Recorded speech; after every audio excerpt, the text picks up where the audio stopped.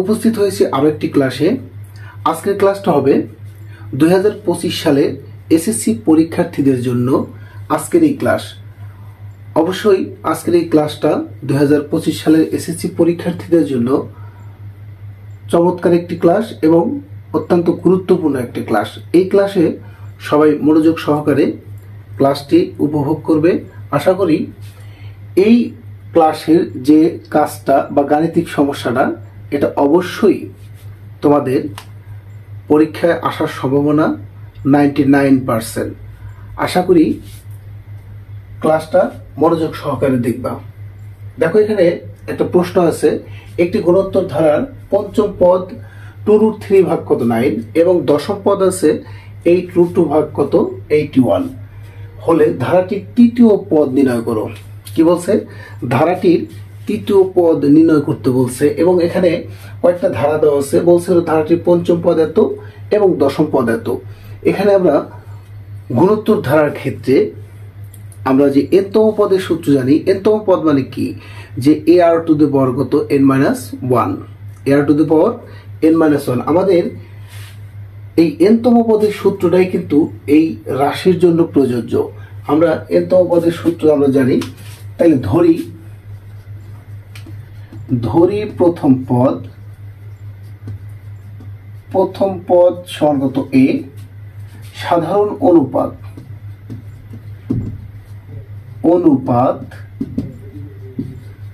সমান কত r। আমরা প্রথম পদ পাইছি, সাধারণ অনুপাত পাইছি এবং এখানে বলা হয়েছে গুণোত্তর ধারার পঞ্চম পদ কত 2√3 ভাগ কত 9। প্রথম শর্ত যদি আমি লিখি, প্রথম শর্তে কি আছে? পঞ্চম পদ কত আছে? পঞ্চম পদ ইকুয়াল টু কত 2√3 ভাগ কত 9। 2√3 ভাগ কত 9। আমরা এত পদ সূত্র জানি হলো ar টু দি পাওয়ার কত n-1, কিন্তু এখানে বলা হয়েছে সংখ্যার কথা। তাহলে n সমান কত 5। তাহলে ar to the power 5 minus কত 1 ইকুয়াল টু 2√3 9 বা ar টু দি পাওয়ার 5 থেকে 1 বাদ দাও 4 2√3 9। এক নম্বর সমীকরণ আমরা ব্যবহার করলাম। এরপরে বলছে দশম পদ সমান কত 8√2 ভাগ কত 81। দ্বিতীয় শর্ত যদি আমি লিখি, দ্বিতীয় শর্ত হলো কত দশম পদ। তাহলে দশম পদ বলতে দশম পদ কত আছে 8√2 81। ar to the power 10-1 equal to 8√2 81। এখান থেকে দেখো ar টু দি পাওয়ার 10 থেকে কি 1 বাদ দাও কত 9 8√2 81। এটা কয় নম্বর সমীকরণ? 2 নম্বর সমীকরণ। এখন এই যে পঞ্চম পদ এবং কি দেওয়া আছে দশম পদ দেওয়া আছে। এখন এইখান থেকে আমরা যদি মান বের করতে চাই, মানে তৃতীয় পদটা যদি নির্ণয় করতে যাই, তাহলে সেক্ষেত্রে প্রথম পদ লাগবে এবং সাধারণ অনুপাতটাও লাগবে।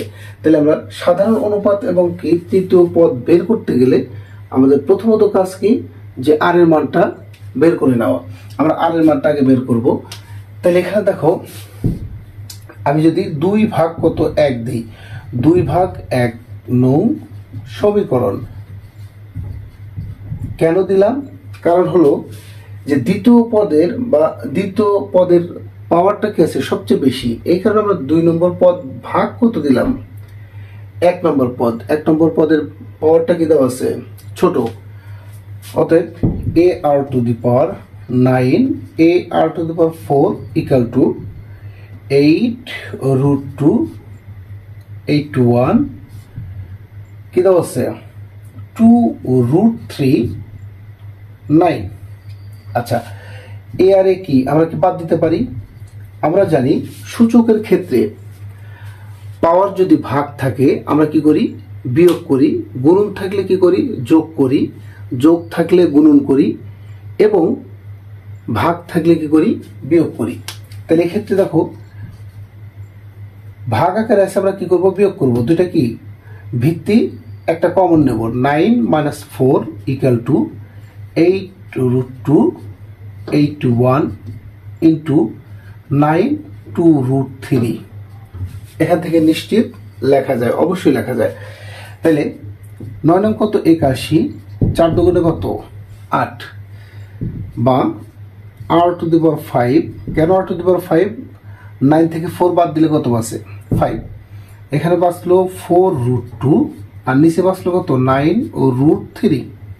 এখানে আমরা দেখো আর এর উপর পাওয়ার দেওয়া আছে কত, আর উপর পাওয়ার দেওয়া আছে কত 5, এবং এখানে ডান পাশে দেওয়া আছে 4√2 9√3। এটাকে যদি আমি ডাইভার্ট করতে চাই পাওয়ার 5-এ, তাহলে সেক্ষেত্রে দেখো আছে কত 4√2 √2 স্কোয়ার √2 স্কোয়ার এবং √2 যদি ব্যবহার করি, এখানে কত আছে পাওয়ার 2 কত 4 আর কত আছে 1, তাহলে কত হলো পাওয়ার হচ্ছে কত 5। তাহলে রুট স্কোয়ার কাটো, রুট এবং স্কোয়ার কাটলাম 2√2, তাহলে 2 দুগুণে কত 4। দেখো তো আমাদের 4√2 হয়েছে কিনা। ঠিক একই রকম ভাবে হরের যে মানটা দেওয়া আছে সেক্ষেত্রে আমরা কি করতে পারি, সেক্ষেত্রেও আমরা এই যে √3 স্কোয়ার এবং কত √3 আমরা কি করতে পারি, ব্যবহার করতে পারি। তাহলে এখান থেকে আমি সরাসরি বা r⁵ ইকাল টু √2 ও √3 উভয় পক্ষে যেহেতু পাওয়ার একই রকমের আছে, অতএব আমরা কি করতে পারি, উভয় পক্ষ থেকে পাওয়ার বাদ দিতে পারি। r ইকাল টু 2√2 ভাগ কত √3। দেখো আর এর মান কিন্তু আমরা অতি সহজেই কিন্তু পেলাম। এখন এই আর এর মান দ্বারা আমরা কি করব, এর মানটা বের করব। এর মানটা বের করতে গেলে আমরা যে কোনো একটা সমীকরণ ব্যবহার করব, হয় 1 অথবা কি 2। তাহলে আর এর মান কয় নম্বর বসাবে, 1 নংয়ে বসাই। 1 নংয়ে যদি বসাই তাহলে কত আসে, ar⁴ ইকাল টু 2√3 ভাগ কত 9, বা আর এর মান কত দেওয়া আছে √2 ভাগ কত √3 হোল টু দি পাওয়ার 4 2√3 9 আমরা লিখতে পারি তো নাকি, অবশ্যই লিখতে পারি। এখন এখান থেকে দেখো a ইন্টু √2√3 স্কোয়ার লেখা যায়। একটু তোমাদের বোঝার সুবিধার্থে আমি কি করলাম, এটা একটু ব্যবহার করলাম 2√3 9। রুট এবং স্কোয়ার কাটে, রুট এবং স্কোয়ার কাটে, বাসে কত 2 ভাগ কত 3 হোল স্কোয়ার, a ইন্টু কত 2 ভাগ 3 হোল স্কোয়ার ইকাল টু 2√3 ভাগ কত 9। তাহলে 2 দুগুণে 4 3 তিরিক্ষা কত 9। আমরা 2 দুগুণে 4 এবং 3 তিরিক্ষা 9 পাই। আমি একটু উপরে মুছে দিই। এখন দেখো এটুকু মুছলাম, দরকার নেই। এখন একটু খেয়াল করো, বা আমরা এই রাশিটাই কি এখানে নিয়ে গেলাম, a ইন্টু 2 দুগুণে কত 4 3 তিরিক্ষা কত 9 ইকুয়াল টু 2√3 ভাগ কত 9। এখানে খেয়াল করো যে আমাদের এখানে আছে কত 2 এর উপর স্কোয়ার 9 3 এর উপর কত স্কোয়ার, 2 দুগুণে কত 4 3 তিরিক্ষা কত 9। তাইলে একটু আড়াআড়ি গুণন করি। 9 কে আমরা কি ডান পাশে নিলে 2√3 এর সাথে গুণন, 4 কে যদি ডান পাশে নেই 9 এর সাথে গুণন হবে। তাহলে 2√3 ইন্টু 9 9 ইন্টু কত আছে 4, আমরা কি গুণন করে দিলাম। তাহলে এখান থেকে কাটে 2 দুগুণে কত 4, অর্থাৎ a ইকাল টু √3 আমরা কিন্তু এর মান পাইলাম এবং আর এর মানও কিন্তু পাইছি। অতএব আমরা কি তৃতীয় পদটা আমরা এখন নির্ণয় করতে পারবো। আমরা তৃতীয় পদ যদি নির্ণয় করতে যাই, দেখো তৃতীয় পদ নির্ণয় করব। তৃতীয় পদটা কি দেখো, তাহলে ধারাটির তৃতীয় পদ, ধারাটির তৃতীয় পদ এ আর টু দি পাওয়ার 3 মাইনাস কত 1, তাহলে এ আর স্কোয়ার। মান বসাও, এর মান কত, এর মান হলো কত √3/2, আর এর মান হলো কত 2 ভাগ কত √3 দেখি হোল স্কোয়ার। লেখা যায় তো, অবশ্যই লেখা যায়।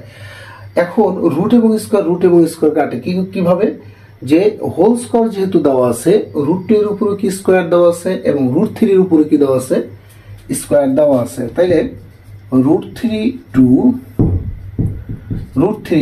ইন্টু 2/3, 2 কাটলাম, বাঁচলো কি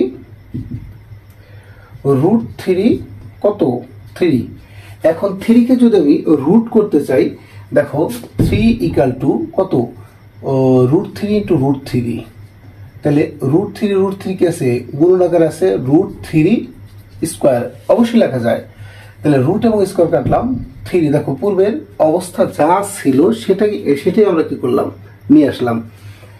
তাহলে আমরা লিখতে পারি √3 ইন্টু কত √3, কাটো, বাঁচলো কত 1/√3, এটাই আনসার। সবাই আশা করি গাণিতিক এই সমস্যাটা বুঝতে পারছো।